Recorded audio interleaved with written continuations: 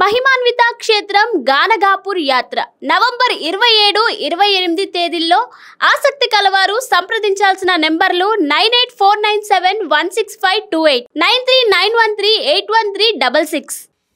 ఓం పరబ్రహ్మ పరమాత్మన మహాజగతుర్తదేశితే పరబ్రహ్మ హరి హరాయ త్రిగుణాత్మే సర్గవతిగామి దర్శ దత్తాత్రేయ నమసంతిని సిద్ధి కురు కురు కురు కురు కురు కురు స్వాహ. ప్రజలందరికీ నమస్కారము. శ్రీ క్రోధినామ సంవత్సరం 2024 మిథున రాశి ఫలితాలు. ఈ మిథున రాశి వాళ్ళకి డిసెంబర్ నెల ఎలా ఉంది, ఎలా జరుగుతుంది, ఎలా జరగబోతుంది, స్థితిగతులు ఎలా ఉన్నాయి, మరి మీ యోగ నక్షత్రం ఎలా ఉంది అనేది మనం తెలుసుకోబోతున్నాం. మృగశిర నక్షత్రము, ఆరుద్ర నక్షత్రము, పునరస్తు నక్షత్రము కలిస్తేనే మిథున రాశి ఫలితాలు. ఈ మిథున రాశి వాళ్ళకి మెయిన్గా అదృష్ట బలము, జీవిత బలము, యోగ బలము, నక్షత్ర బలము. నక్షత్ర బలంలో వీళ్ళకి చాలా విధానాలుగా కలిసి వచ్చే యోగాలు కొన్ని కనబడుతున్నాయి. ఎందువల్ల అంటే ఒక స్త్రీ వలన ఇలా దశ తిరిగే యోగం అనేది కనబడుతుంది ఒకటి. దాంతోపాటు మరి మగవాళ్ళకి ఎలా ఉంది, ఆడవాళ్ళకి ఎలా ఉంది అంటే మరి ఆడవాళ్ళకు కూడా ఒక పురుషుడి నుంచి మంచి లైఫ్ అనేది వాళ్ళకి లైఫ్ లాంగ్ వరకు వాళ్ళ జీవితంలో అనేది జీవిత భాగస్వామి అనగా వాళ్ళకి లైఫ్నిచ్చే జీవి వలన చాలా వరకు అభివృద్ధి అయ్యే మార్గాలు కొన్ని కనబడుతున్నాయి. మరి వీళ్ళిద్దరికీ భార్యాభర్తల మధ్యలో కొన్ని సమస్యలు కొన్ని ఎదురయ్యేట్టుగా కొన్ని కనబడుతున్నాయి. మరి కొన్ని సమస్యలు అంటే కొన్ని టెన్షన్లు, కొన్ని విధానాలు, కొన్ని చేతికాడికి రావటం, కొన్ని పనులు చేజారిపోవటం, ఇలాంటి కొన్ని చిన్న బ్రేకులు తగలటం, మనశ్శాంతి లేకోకుండా ఉండటం, ఇలాంటివి కొన్ని జరుగుతుంటాయి. అవి ఎందువల్ల జరుగుతుంటాయి ఏమిటా అనేది చాలామందికి తెలవదు. ఎందువల్ల అంటే వీళ్ళకి శని దోషం వల్ల కుజుల్లో శని చేరాడు.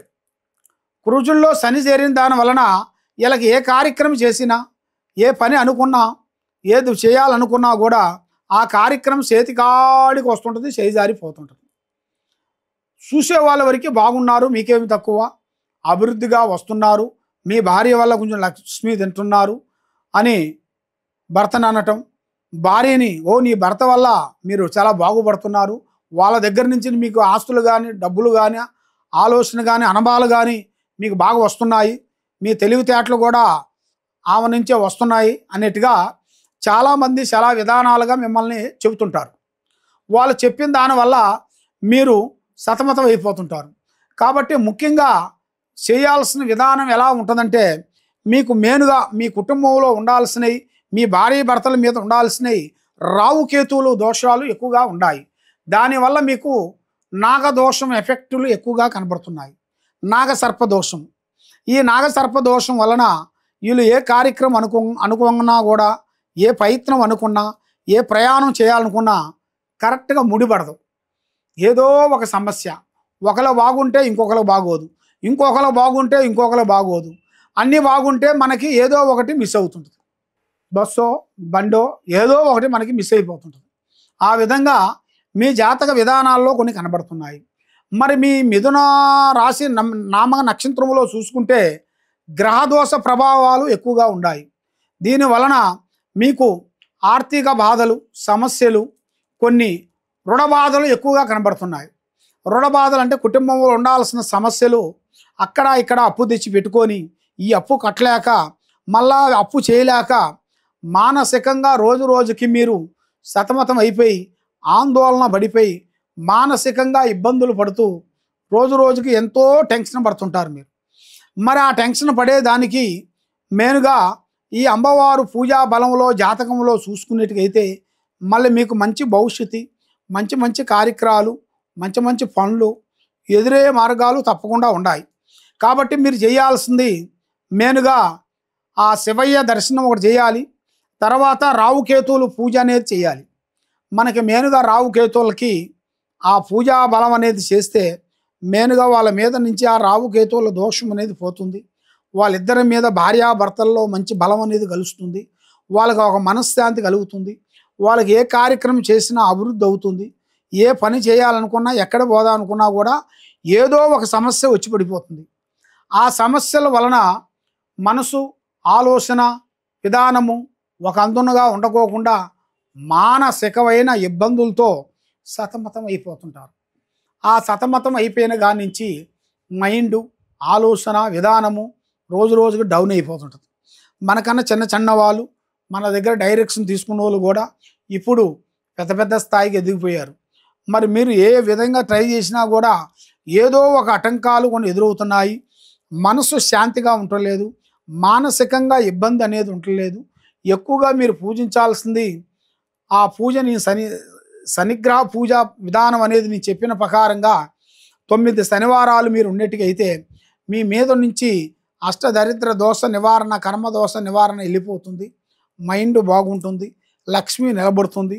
ఏ కార్యక్రమం చేసినా కూడా అభివృద్ధి అయ్యే మార్గాలు అనేది యథావిధిగా కనబడుతున్నాయి. మరి ఇప్పుడు టయాలు కూడా అంత అనుకూలంగా లేవు. ఎందువల్ల అంటే ఏ కార్యక్రమం అనుకున్నా, ఏ పనికి పోదామన్నా ఇప్పుడు అన్నీ మీకు ఆటంకాలు, మనశ్శాంతి ఉండట, మానసికమైన ఇబ్బందులు మీ జాతక విధానాల్లో కొన్ని కనబడుతున్నాయి. మరి ఏ కార్యక్రమం చేయాలనుకున్నా కూడా ఆదాయంలో కూడా 5, ఖర్చులో 5, అవమానాలు 3, రాజపూజిత 6.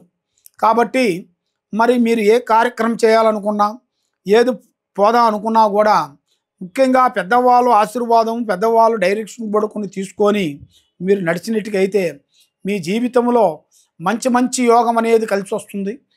టయాలు బాగుంటాయి, లక్ష్మి నిలబడుతుంది. మీకు ఆ భగవంతుడు దయ వలన మీ మీద ఉండాల్సిన అష్టకష్ట దరిద్ర దోష నివారణ అనేది పోతుంది. మనశ్శాంతి అనేది నీ చేతిలో నిలబడుతుంది. మరి ఏ కార్యక్రమం అనుకుంటున్నారో ఆ కార్యక్రమాల్లో మీరు అనుకున్నట్టుగా తప్పకుండా విజయవంతమయ్యే మార్గాలు కనబడుతున్నాయి. కాబట్టి ఇప్పుడు టయాలు అంతా గురుదేశ బలం అనేది అంత పెద్దగా లేదు. గురుదేశ బలం తగ్గింది, శనిదేశ ప్రభావం పెరిగింది.